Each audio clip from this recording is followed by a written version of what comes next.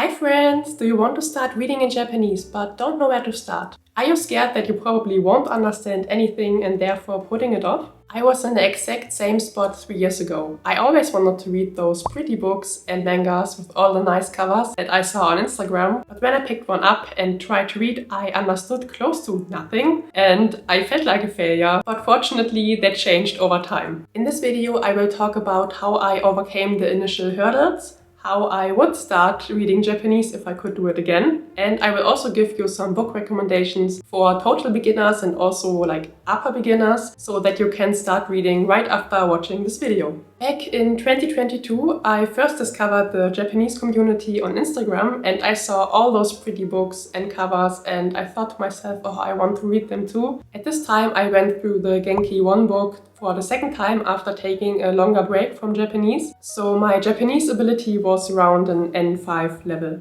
And I just hopped on Amazon and looked for something that I probably could read. And I just ordered the first book that I thought looked alright. It was the Japanese short stories for beginners. And I thought like, oh, nice, I'm a beginner, so this will be perfect for me. But I was wrong because I got the book and I was so eager to start. And I sat down and tried to read the first short story, but I was really humbled because I understood close to nothing and I was really sad, and to be honest it like almost kind of traumatized me how little I was able to understand, and also all the kanji and the amount of Japanese that was in one short story was just so much more than I was used from the Genki dialogues, and I was so overwhelmed with seeing so much Japanese in one place that I didn't want to open the book again, and I just shoved it in a corner and didn't look at it for a long time. I didn't touch the book until 2022, so 2 years later, when I started my own Japanese Instagram account and came across the Mini Immersion Weekend. The Mini Immersion Weekend is basically like a language learning camp and you're trying to immerse in the language that you're learning for the whole weekend. So watching Japanese shows, reading Japanese books, listening to Japanese podcasts. And the whole point is to have fun and also to become more comfortable with not understanding everything. And this was very hard at the beginning because I kind of panicked in my head, was like, oh my god, I can't understand anything from the movies I watched or the games I played. And this was really hard, to be honest, but it made me become more comfortable with the feeling of not being able to understand everything. And through the next 6 months I did more Mini Immersion Weekends, and I also participated in the Mini Immersion Book Club, which is also a book club hosted on the Mini Immersion server. And there they read beginner-friendly or also more advanced books. I committed to doing it as well. I didn't manage to complete the books in 1 month because I was still at the very start of my reading journey, but at least it kept me accountable because I knew, okay, I have a goal and there are also people reading the same books and that I could talk to them about the books, which made it a lot more fun. And that way I became more comfortable with reading. But to be honest, this whole journey was way more painful and longer than it had to be. So I will give you my advice now on how I would start reading if I could do it again. Before you think about getting started with reading, it is of course a good idea to know hiragana and katakana and be really comfortable with it. And it's also a good idea to have a little bit of a kanji knowledge. It's not always necessary because most of the beginner resources have furigana, and furigana are basically hiragana above the kanji that show how the kanji is read. So you basically don't really have to know how to read kanji, but it makes it a lot less overwhelming to look at the text when you at least know some of the kanji, and it's a lot less intimidating. And also it's more fun, I think, if you can read even more and recognize even more. Also knowing the basic sentence structures and at least a few N5 grammar points is also a good idea. Of course you can also get started reading without knowing anything, but it will be a lot harder and a lot more tiring. And since reading in Japanese is a skill that you have to practice over a long time, it's best to make it as fun and easy as you possibly can. And the key to having fun in your first few reading lessons is to first choose comprehensible input and also input that you're interested in. So there's no point in reading about football if you hate football, for example. And comprehensible input basically means that you understand 70 to 80% of what the text is about, like for example the vocab or the grammar. So that way you're not that overwhelmed with the text, but there are still some new things that you're learning when reading. And this is the thing I didn't do. So this is the point where I tripped and I made it really hard for me. So please don't skip this point. If you've liked the video so far and also want to know more about how I'm studying Japanese and also how I prepare for a language school, please don't forget to give this video a thumbs up and also subscribe to stay updated with my progress. So what materials or texts are good to start with? Of course, when you first start reading in Japanese, it will be really tiring for your brain because your brain is just not used to the script and to read it and deconstruct it for such a long time. So it's best to start with really small texts, for example short stories or also children's books, because they tend to have more pictures and less text. And by reading those texts, you can build up your reading endurance over time so that you can focus on longer texts later on. And also a lot of children's books don't use kanji at all. So if you're afraid of kanji or they are triggering something in you, this is a good starting point. A good website to start with is the Hoku Musume website. It's a free website and there you can find stories written for Japanese children in hiragana and also with audio recordings. So you can also practice your listening and your pronunciation at the same time. And there's also English translations, sentence by sentence. And some of the stories only have 4 or 5 sentences, so it's perfect if you're starting from 0.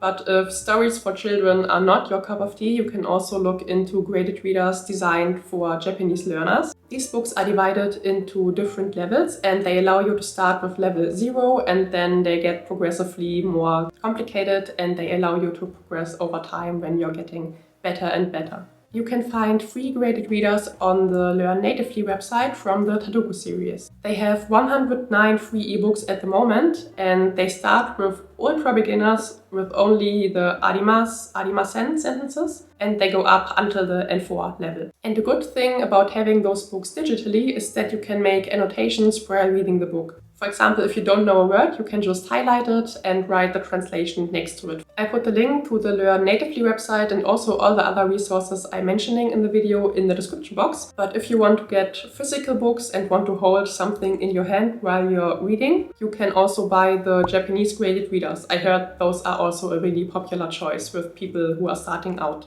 After you use those beginner resources and start to feel more comfortable with reading, then I would recommend you to pick up the book that I picked up first, and it's the Japanese Short Stories for Beginners book. And it has 20 captivating short stories to learn Japanese and grow your vocabulary the fun way. It's from the Lingo Mastery series, and they also have other languages, for example Korean and I think Spanish and I don't know, so many languages. I really like the design of the book because first you have a short story and those are 1, 2, 3 pages long. And at the next page you have a translation, paragraph by paragraph. So you first see a paragraph in Japanese, then one in English. Then you also have a summary in Japanese and also a summary in English. You have a vocabulary list with vocabulary that you probably don't know. And this vocabulary from the list is also printed in bold in the text. And at the end, you also have 5 questions about the text that tests your understanding of the text, also in English and also in Japanese. So it's a good way to actually see if you were able to understand what the text was trying to tell you. I definitely learned a lot of useful vocabulary from the book that I haven't come across in like other JLPT materials.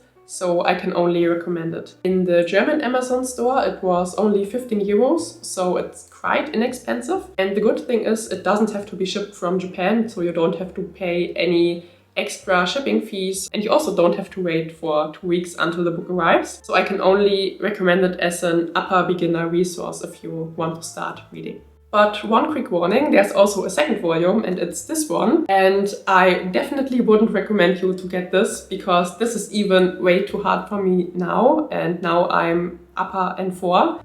Even though it says short stories for Japanese beginners, the font is a lot smaller and also the texts are more complicated. So I would only recommend this book if you use the first volume and were totally comfortable with it. I can also recommend the Koguma no Koko Monogatari series. It's a children's book series about a little bear and his animal friends who are all living in a forest and are growing up and learning new things about themselves. And I can especially recommend the Christmas one because I thought this was really heartwarming and cute. And there are also a lot of cooking recipes in there because the dad of the little bear is a chef. So if you like cooking, this is also a really good series to start out with.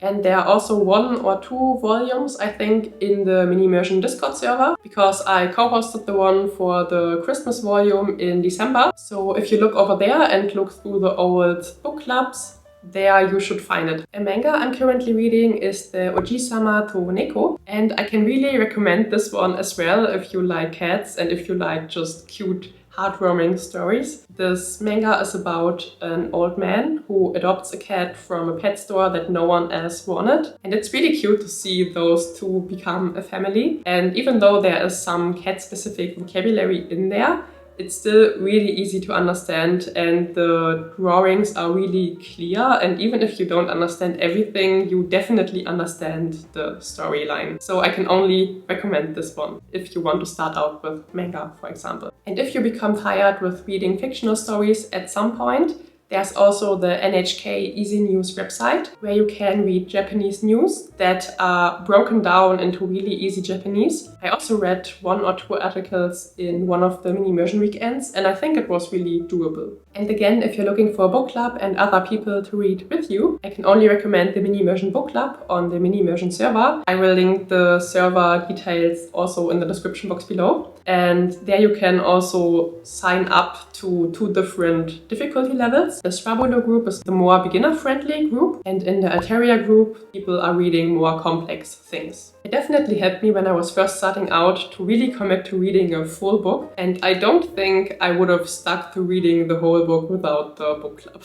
I hope those recommendations give you enough inspiration on where to start out with your reading journey. And if you know other great beginner resources, please also let me know in the comments below. I think everyone will be really happy to read your comments. As I always stress in my videos, learning something new takes a long time, so don't be discouraged if you can't read the whole text that you're starting out with at first, and try to celebrate your small wins. It will get easier if you are just continuing to read and you will get more comfortable in not understanding everything. Try to read something every day, even if it's just 1 or 2 sentences, and you will slowly improve. I will soon make more videos about reading in Japanese, for example, how I use my Kindle when reading. Once I've done this video, I will link it up here. But until then, I will link my Thailand book haul, where I also bought a lot of different reading materials. So if you're still looking for more inspiration, please check out this video. And if you know someone who could benefit from this video, please share it with them. And thank you so much for watching till the end of the video, and I will see you next Sunday for another video.